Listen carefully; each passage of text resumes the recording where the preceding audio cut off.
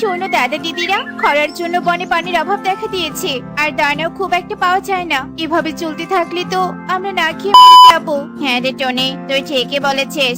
আমাদের এক্ষুনি একটা ব্যবস্থা করতে হবে, কারণ আমাদের সাথে আমাদের ছানারাও আছে।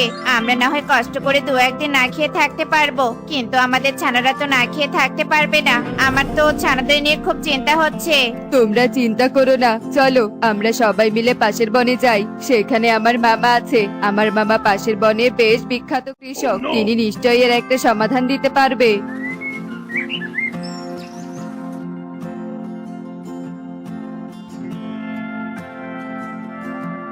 ওরে কলু ভাগ্নে, কি খবর তোমার? সবকিছু ঠিক আছে তো? তোমাদের দেখে তো বেশ চিন্তিত মনে হচ্ছে। বলো তাহলে তোমরা সবাই হঠাৎ আমার কাছে কেন?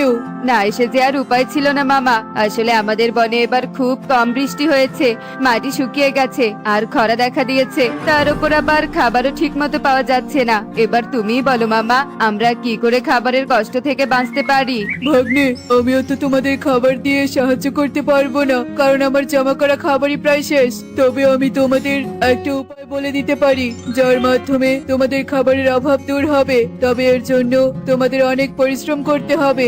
আমি বলতে চাইছি, তোমরা আমার মতো চাষাবাদ করা শুরু করো। কিন্তু মামা, আমার বনে বৃষ্টি কম হয়েছে, তাই মাটি শুকিয়ে কাঠ হয়ে গেছে। ওই মাটিতে আমরা কি করে চাষাবাদ করব? হবে ভাগ্নে হবে, পরিশ্রম করলে সবই হবে। এই নাও ভুট্টার বীজ। এই ভুট্টার বীজ কম আর্দ্র মাটিতে ভালো ফলন দেয়। এই বীজ রোপণ করে ঠিকঠাক ভাবে যত্ন করলে তোদের খাবারের অভাব দূর হবে। ধন্যবাদ মামা, আপনি আমাদের বিপদের দিনে বীজ দিয়ে সাহায্য করেছেন। আপনার এই ঋণ আমরা কোনোদিনও ভুলবো না। আজ তবে আমরা আসি মামা, আমাদের হাতে সময় অনেক কম, তার উপর আবার ছানাদের বাড়িতে রেখে এসেছি। এই বনে পাখিরা কালুর মামাকে বিদায় জানিয়ে বনে ফিরে আসে। এভাবেই সেই দিনটি কেটে যায়।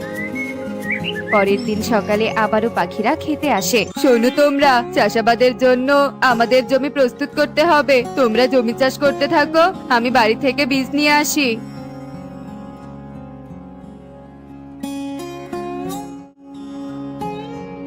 আমাদের তো জমি প্রস্তুত করা শেষ, সেই কখন থেকে অপেক্ষা করছি, অথচ কালু এখনো এলো না। চলো সবাই কালুর বাড়িতে গিয়ে দেখি ওর কোনো বিপদ হলো কিনা। হ্যাঁ তোতা দাদা, তুমি একদম ঠিকই বলেছো, চলো সবাই।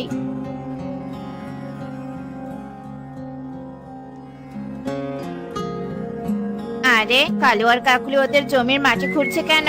হ্যাঁ কালু দাদা, আমরা তো জমি প্রস্তুত করেছি, এখন শুধু বীজ রোপণ করলেই হয়ে যাবে। কিন্তু তুমি এখানে জমি প্রস্তুত করছো কেন? শোন টুনি, ভুট্টার বীজ আমার মামা আমাকে দিয়েছে। এই বীজ শুধুই আমার, আমি কাউকে এই বীজ দিব না। তাই আমি আমার জমি প্রস্তুত করছি, এখানেই আমি চাষাবাদ করব। এসব কি বলছো তুমি কালু দাদা? মামা তো আমাদের সবাইকে এই বীজ দিয়েছেন, তাহলে এতগুলো বীজ তুমি একা কেন রোপণ করবে?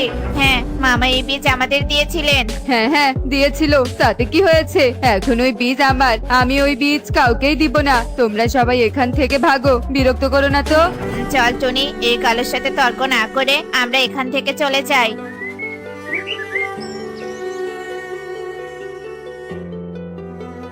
এবার আমরা কি করব টনি, বলতো?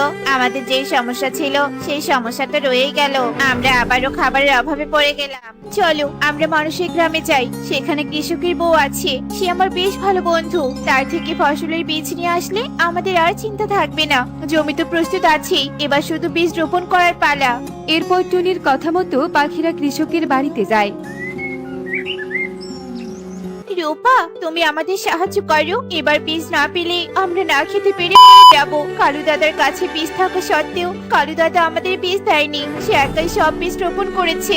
টুনি, তুমি ওই কালু কাককে বিশ্বাস করে ভুল করেছো। তুমি তো জানোই কালু কতটা দুষ্টু পাখি আর ভীষণ স্বার্থপর। যাই হোক, আমার কাছে এখন শুধু টমেটোর বীজ আছে, তাছাড়া কোনো ফসলেরই বীজ নেই। তুমি বরং টমেটোর বীজ নিয়েই যাও আর তোমাদের জমিতে রোপণ করে দাও। কম আর্দ্র জমিতে টমেটোর ফলন বেশ ভালো হয়। এরপর রূপা টুনিদের টমেটোর বীজ দিলে টুনিরা বীজ নিয়ে জমিতে আসে আর সবাই মিলে জমিতে বীজ রোপণ করে দেয়। তোতা দাদা, টুনি, আমরা তো জমিতে বীজ রোপণ করলাম, কিন্তু পানি কোথায় পাবো বলো তো? চিন্তা করিস না সুখী, আমরা নদী থেকে পানি নিয়ে আসবো। চল সবাই নদী থেকে পানি নিয়ে আসি। পাখিরা দিনরাত পরিশ্রম করে নদী থেকে পানি এনে তাদের জমিতে দেয়। এভাবেই বেশ কিছু দিন কেটে যায়। জমিতে ছোট ছোট টমেটো গাছ হয় আর সবাই মিলে টমেটোর জমিতে জাংলি দেয়, যাতে ঝড় বৃষ্টি বা বাতাসে টমেটোর গাছ নষ্ট না হয়। হয়। এভাবেই আরো কয়েক মাস কেটে যায় আর পাখিদের জমিতে লাল রঙে ছেয়ে যায়, অর্থাৎ টমেটো ধরে তা পেকে যায়। আমাদের এতদিনের পরিশ্রম আজ সার্থক হলো। এবার আমরা টমেটো খেতেও পারবো আর বিক্রিও করতে পারবো। টমেটো বিক্রি করে যা টাকা পাবো তা দিয়ে আমরা সুস্বাদু খাবার কিনবো। ব্যাস, এই খরার মৌসুমটা আমাদের খাবারের আর কোনো কষ্টই থাকবে না। এভাবেই সুখী এবং বাকি পাখিরা তাদের পরিশ্রমের ফল পায়। অন্যদিকে কালুর জমিতে পানি না দেয়ায় তার জমিতে কোনো ফসলই হয় না। কালু, এবার আমরা কি করব? আমাদের জমিতে তো কোনো ফসলই হয়নি। তবে আমি শুনছি টুনি, সুখী, কবুতর, তোতা ওদের জমিতে নাকি বেশ ভালো টমেটোর ফলন হয়েছে। চলো আমরা টুনিদের কাছে যাই আর একটু টমেটো চেয়ে নিয়ে আসি। এরপর কালু আর কাকুলি টুনিদের কাছে আসে আর তাদের ফসলের দুরবস্থার কথা সবাইকে খুলে বলে। টুনি, আমার মনে হয় মামা আমাদের অকেজো বীজ দিয়েছিল, তাই রোপণ করার পরেও সেই বীজ থেকে কোনো গাছ হয়নি। তোদের তো এবার টমেটোর ফলন খুব ভালো হয়েছে, তুই আমাদের কিছু টমেটো দে না রে টুনি। চুপ করো কালু দাদা, এসব কথা বলতে তোমার লজ্জা করছে না? ভিখারির মতো এসেছো আমাদের জমির ফসল চাইতে। আমরা অনেক পরিশ্রম করে ওই টমেটো চাষ করেছি, আমরা কিছুতে আমাদের ফসল তোমাদের দিব না। যাও যাও, গিয়ে তোমার জমির ওই শুকনো ভুট্টা খাও। কালু দাদা, কাকুলি দিদি, তোমরা আমাদের সাথে বিশ্বাসঘাতকতা করেছো। আমাদের বীজ দাওনি, অথচ পাশের গ্রামের কৃষকের বউ রূপা আমাদের বিপদে আমাদের পাশে দাঁড়িয়েছিল। উপরওয়ালা তার মঙ্গল করুক। তোমরা খুব দুষ্টু কাক, বন্ধুর বিপদে তোমরা সাহায্য করো না, অথচ নিজেদের বিপদে ঠিকই সাহায্য চাইতে চলে আসো। টুনি, আমি জানি তুই খুব ভালো পাখি, অন্যের বিপদে তাকে সাহায্য করিস। দয়া করে আমাদের তুই সাহায্য কর টুনি। বনে খরা দেখা দিয়েছে, এখন আমরা কি করব বলতো? আমাদের উপর একটু দয়া কর। না টনি, ওদের প্রতি কোনো দয়া দেখাতে যাবি না, এই বলে দিলাম। আয় কালু আয়, তুই ভালো ভালো তোর কালো মুখটা নিয়ে বিদায় হতো। চোখের সামনে তোর মতো এমন দুষ্টু বন্ধু আমার সহ্য হচ্ছে না। সবার কথা শুনে কালু কাকুলি সেখান থেকে চলে যায়। ওই টুনি সুযোগ পেয়ে আমাদের কেমন অপমান করলো। সব পাখিরা আমাদের কথা শুনিয়েছে, এই অপমান আমি কিছুতেই সহ্য করব না। ওদের উচিত জবাব দিব আমরা। হ্যাঁ কালু, তুমি একদম ঠিক কথা বলেছো। আমি কত অনুরোধ করলাম, অথচ ওরা কেউ আমায় একটু দয়াও করলো না। শোনো কাকুলি, এভাবে হবে না। আমাদের ওই টমেটো চুরি করতে হবে। আজ রাতে আমরা টমেটো চুরি করে পাশের বনে মামার বাড়িতে যাব, আর কখনো এই বনে ফিরে আসবো না। এরপর কালু কাকুলির রাত হওয়ার অপেক্ষা করতে থাকে আর রাত হতেই কালু কাকুলি মুখে কাপড় বেঁধে চুরির উদ্দেশ্যে উড়তে থাকে। তোতা দাদা, কবুতর দাদা, আজ অনেক রাত হয়েছে, চলো আমরা বাড়িতে ফিরে যাই। সকাল হতেই আমরা আবার জমিতে ফিরে আসবো আর টমেটো গুলো নিয়ে বাজারে বিক্রি করতে যাব। হ্যাঁ টনি, ঠিকই বলেছিস, ফসল নিয়ে আমাদের কোনো চিন্তা নেই। তাছাড়া আমি আর কবুতর মিলে টমেটোর জাংলিতে তার লাগিয়ে দিয়েছি, তাই কেউ আর চুরিও করতে পারবে না। তোতার কথা শেষ হতে না হতেই কালু কাকুলি ঝোপের আড়ালে লুকিয়ে পাখিদের যাওয়ার অপেক্ষা করতে থাকে। আর পাখিরা চলে যেতেই কালু কাকুলি টমেটোর জাংলিতে প্রবেশ করে। আর তখনই ওরে বাপরে, এখানে তো বিদ্যুতের তার দিয়ে ফাঁদ পাতা আছে। কাকুলি, পালাও এখান থেকে। বাঁচাও, কেউ সাহায্য করো আমায়। এরপর কালু কাকুলি কোনো রকমে সেখান থেকে পালিয়ে যায় আর তারা কখনো পাখিদের টমেটোর জমিতে আসার সাহসও করেনি।